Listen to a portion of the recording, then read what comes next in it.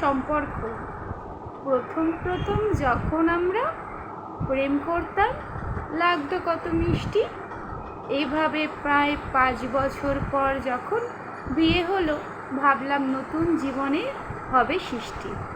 আস্তে আস্তে করে ভালোবাসা বাড়তে বাড়তে কখন যে ঝগড়া, দূরত্ব, অশান্তি বেড়ে গেল সেটাই বুঝতে পারলাম না।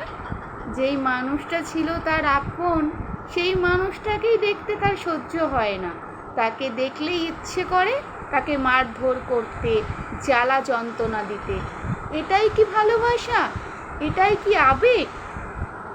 ভালোবাসা যদি হতো তাহলে তাকে কোনোদিনও তার গায়ে হাত দিয়ে তার প্রতিশোধ নিত না, তাকে ভালোবেসে নিজের কাছে যত্নে রাখত।